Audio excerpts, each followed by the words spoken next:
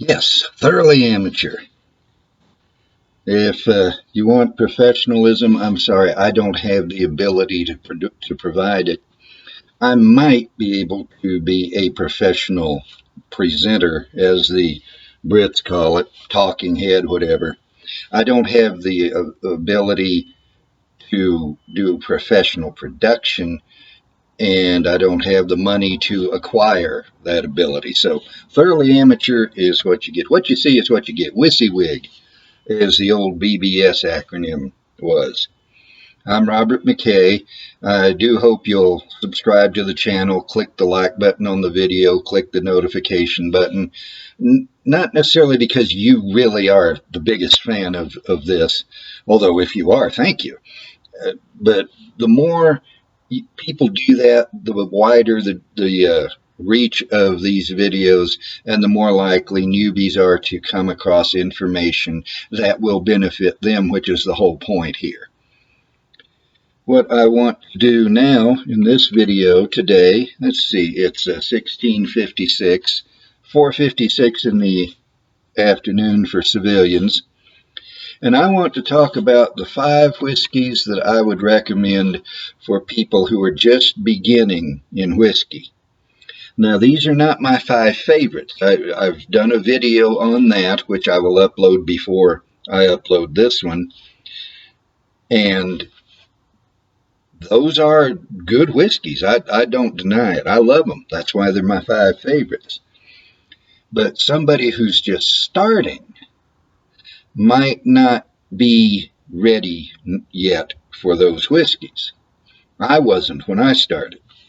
I say that, but my favorite of all time, and excuse me, allergies. My favorite of all time, well, let me back up a step. I began drinking whiskey 2 years ago today in 2021, September, and then in December I hit my favorite whiskey, and it's been my favorite ever since. But that might not necessarily be the way other beginners should proceed. So then into the list, and I did my favorites top to bottom. I'm going to go ahead and do my not non-favorites. What a dumb way to say it.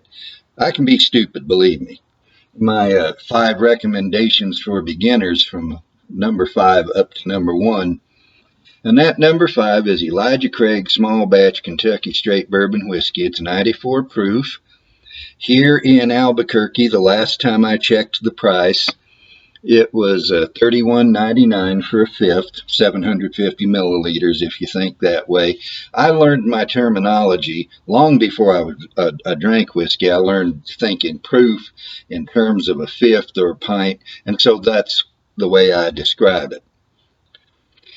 But this is from Heaven Hill Distillery, which is one of the most interesting distilleries there are. I invite you to look up their history and their ownership. It's a family-owned distillery, not some international conglomerate. It's got very good flavor. I believe I mentioned it's 94 proof. If I didn't, now I did. And it's the highest proof whiskey on this list.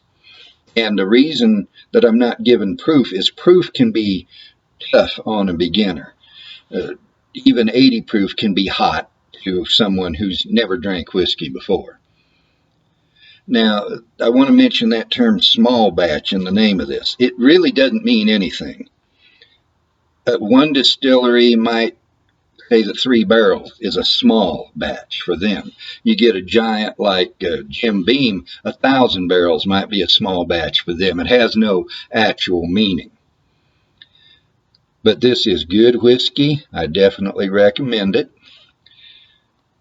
And number 4 is 4 Roses Kentucky Straight Bourbon Whiskey. This is 80 proof.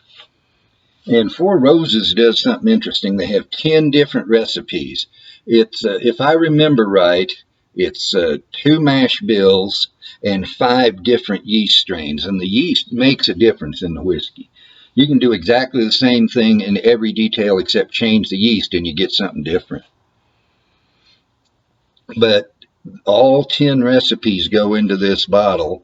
And it's not necessarily the best thing they produce, but it is good basic bourbon whiskey. And a fifth here in Albuquerque, last time I checked, was $27.99 for a fifth, 750 milliliters. And I don't think you can go wrong with it if you're starting. Number three is Bluff Springs Kentucky Straight Bourbon Whiskey, and this apparently is a house brand for Total Wine, so I don't know if you'll find it anywhere else. And I just recently learned about their what it is called a house brand, store brand. They have what they call Spirits Direct, and it turns out those are things made for Total Wine. So if you don't find it in another liquor store, try Total Wine. I've never seen it be absent from the shelf there. But it's Bluff Springs Kentucky Straight Bourbon Whiskey. I've done videos already on whiskey terminology, so you can watch that and find out what straight whiskey means, what bourbon is, that kind of thing. Yeah, I've got videos on all this.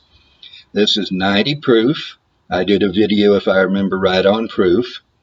If I didn't yet, I will. I've got a whole long list. This is a sweet bourbon. I first encountered it when a Total Wine employee recommended it to me as an alternative to Buffalo Trace, and I now think it's better than Buffalo Trace, which here in Albuquerque at least is a unicorn. You can't find it hardly. This is $24.99 for a fifth, and well worth the price. My second favorite is not a bourbon, which is unusual because I've turned into a bourbon guy. I've tried some Scotch and liked it. I've tried some Irish whiskey and liked it. I need to do more experimenting in rye. What little I've had has been some I liked, some I didn't. But I found I really do like bourbon. But corn whiskey is another thing legally. Now, you can take the exact same mash bill and make some of it into bourbon and some of it into corn whiskey. As long as it's 80% corn, it can be corn whiskey, and bourbon has to be at least 51% corn, so obviously an 80% will cover bourbon. But this is called Baby Blue. It's from Balcones Distilling in Waco, Texas. It's a very young whiskey. I don't have a bottle handy to check, and I'm trying to record anyways. I believe it's only like 2 years old. But because they toast their barrels, corn whiskey by law has to age in a new uncharred oak barrel or a charred used barrel. And since Balcones toast their barrels, even with a new uncharred barrel, it's going to get more flavor out of the wood than most corn whiskeys will. And the Texas climate has something to do with it. It's a more extreme climate. It might not get much hotter than Kentucky and Tennessee, but the extremes of temperature, cold to hot, are wider. I think I mentioned, but I'm not sure, so I will again. It's 92 proof, and it tastes like a young bourbon. It's sweet, and it's flavorful, and it's good. Now, it is the most expensive thing on this list. It's $39.99 for a fifth, but as far as I'm concerned, it's worth $50. And then the number one on this list of whiskeys that I recommend for beginners, not my favorites, remember, these are recommendations for beginners, is Maker's Mark Kentucky Straight Bourbon Whiskey, which is 90 proof. When I started out, I loved Maker's Mark. It was the first whiskey I ever nosed and got a whiff of the aroma and said, wow. And then same thing when I took my first sip. But over time, I have come to like others considerably more than I now like Maker's Mark.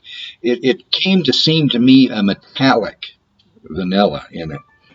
But it's good for beginners because it's 90 proof, which isn't too hot. The price for a fifth is $26.99, so that's not bad. It's a wheated bourbon. It has wheat in it instead of rye. And so that gives a different flavor. And you may or may not like any of these, but I think this one at least is a good one to start with. And on that note, that covers the list. I never know how to end these. I just click the button as I'm going to do now.